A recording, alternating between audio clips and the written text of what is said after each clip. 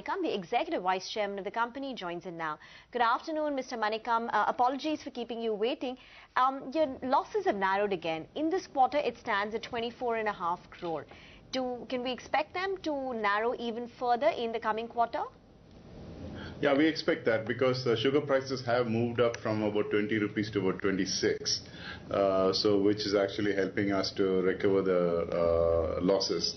So we expect, I think, going forward, we might probably have prices going closer to 30, so which actually would be good for the sugar industry for the next few years.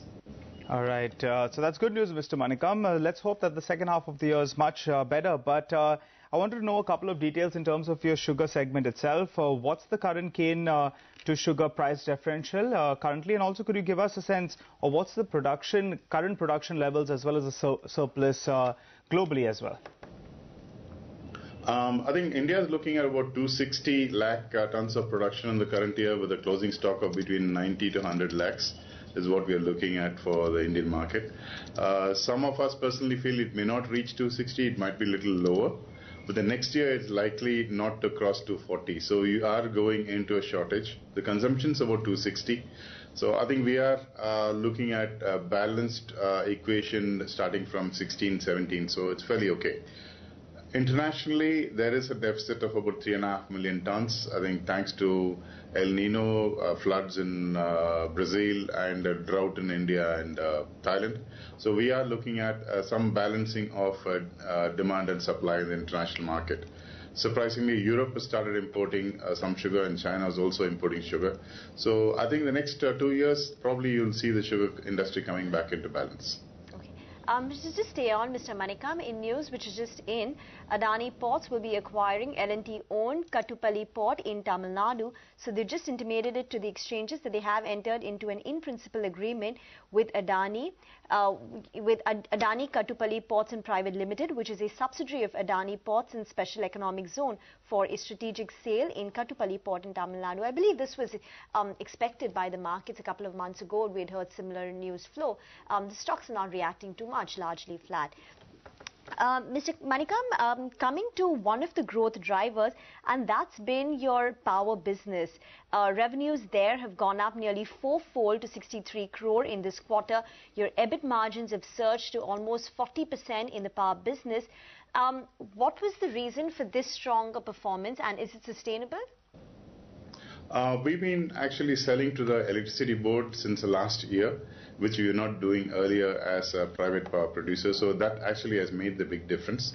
And going forward, again, I think we are looking at selling to the electricity board at fairly reasonable rates. So I think this should be sustainable going forward. But of course, subject to policies and other statements by the state government. But we're right now in a tender with them for supplying for the next year. Can you give us the rate, Mr. Manikam? What exactly is it, realization per unit? We are negotiating. In fact, the rates have not been finalized yet. I think we are quoting something like 550. They are negotiating a little lower. The rates have not been finalized yet. Okay. So if that is the case, if you manage to get this tender sign in, you will be able to have a revenue run rate of close to about 63 crore in the power business and margins of 39-40%?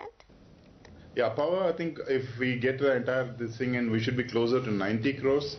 We are looking at fairly large income in that, and I think closer to about 50%, 55% of that will be the margins. All right, Mr. Manikam, you have been indicating in the past you're looking at focusing more on the non-sugar part of the business. So let's talk about a couple of smaller parts of your business, the industrial alcohol. There we saw revenues bounce up. It is high by more than 5%. Profitability, though, got hit. And the second factor I want to focus on is your soya product business. So there we saw revenues come down by close to around 20%. What's the outlook on both these businesses going ahead?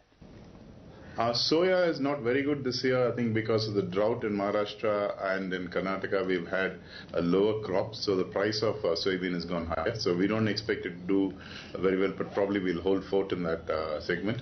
As far as alcohol is concerned, in the last quarter, we produced more alcohol because the sugar price had gone down to 20, and we refrained from selling sugar and we converted it to alcohol, and we sold more of alcohol. So that's why you see that's probably an impact just for a quarter. You will see the coming back into balance by next quarter. Okay, Mr. Manikam, we'll leave it at that. Look at the way the stock is rising. It was up only 1.5%. Now it's up close to about 4.5%. So the management has indicated that the sugar prices have gone up from 20 to 26 rupees. It could go up to 30 rupees. So that will aid the sugar business.